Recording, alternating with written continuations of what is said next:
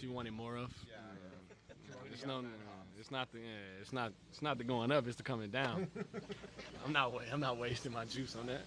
Windmill between the legs. Plus, I wanted to make sure it went in. Honestly, I ain't even gonna lie to you.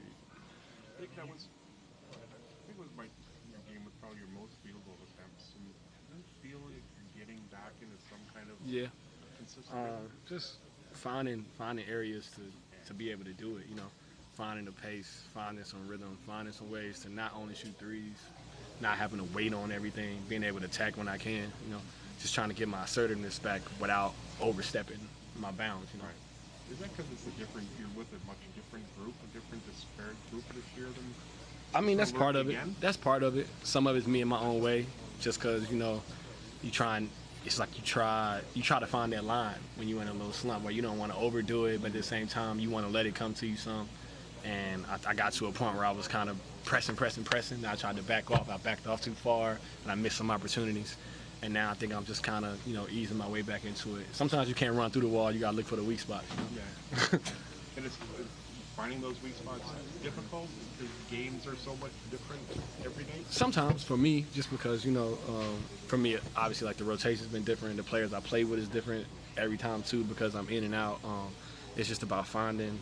But that's also on me some, too. The more I can find some nights where I can consistently put some stuff together, the more my minutes will stay the same way, too. So there's a balance with both of them. And then some nights, you know, I might be playing okay, but Kawhi's playing better. Or, you know what I mean? So it's not – that's the problem. You got 14 guys that are playing extremely well. There's going to be nights where even if you're playing well, the guys before you that were in are playing good, too. Yeah. Got to get them back in the game. So it's just about, you know, I've seen everything. I've been here long enough. The trickle-down effect with Jonas being out now is that second group's going to need those points. Mm-hmm. And it's going to be a collective group, but I think people are going to look to you to provide some of them just in a different way. Yeah, that's a different thing, too. You know, it's different without Jonas out there in certain situations. So that opened up a little bit more opportunities, a little bit more in some of the plays that we run. Some of the spacing is different. And it just allowed me to find them, try to get in the paint a little bit. I got the dunk helped, obviously, seeing an easy one go down. But I just got to find ways to be assertive. CJ, through the struggle, I mean, you're a social media guy. The social media noise, to be able to tune that out. I got to it. But that's the other thing, too. Everybody thinks everything is pertaining to basketball when you're in a situation. Like, that was literally me saying we got to stop hating each other. Like, it had nothing to do with basketball. Like, yeah, that was people in general. Like, you see people saying crazy stuff to people, doing crazy stuff to people. Like, I had just read some articles or something probably, I think.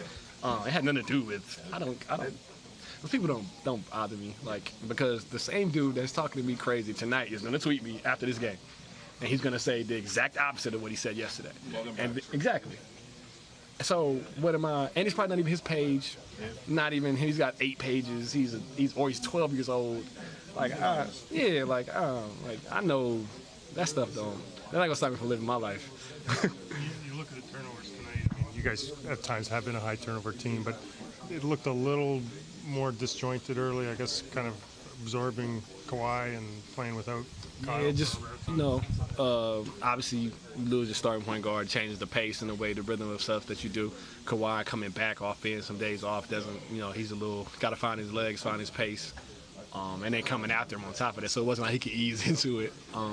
Just some little stuff that we got to clean up, you know. We don't want to blame being on the road, but, you know, travel, you know, start to kind of get a little bit of heavy legs that you got to kind of get into the game, and you don't come out like that every night.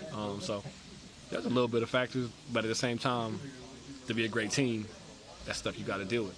And you almost came back to stole it anyway. Yeah, but if you think about it, we'd have been able to, you know, weather that storm early, hold on to the ball, get shots, because I think at halftime I had like 11 or 12 more shots than us. So that's turnovers, offensive rebounds. What inspired the headband tonight? Spicy. Just spicy feed. Just cause. Well, it literally was random, like my tweet. Nothing means anything. Yeah, I just decided to wear a headband. Nothing means nothing. Nothing means everything. Everything means nothing. Thanks, CJ. Thanks.